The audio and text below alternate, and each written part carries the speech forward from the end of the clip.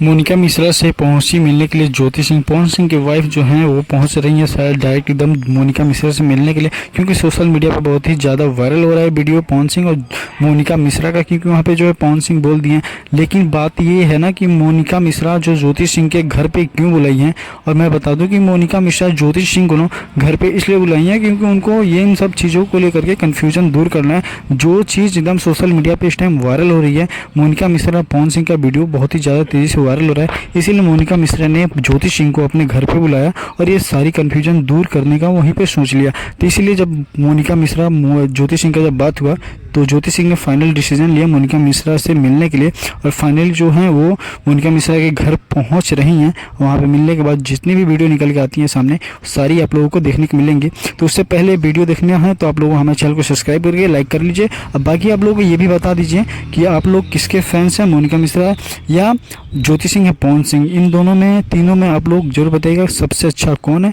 और क्या चल रहा है, आप लोग जरूर कमेंट करके बताइएगा।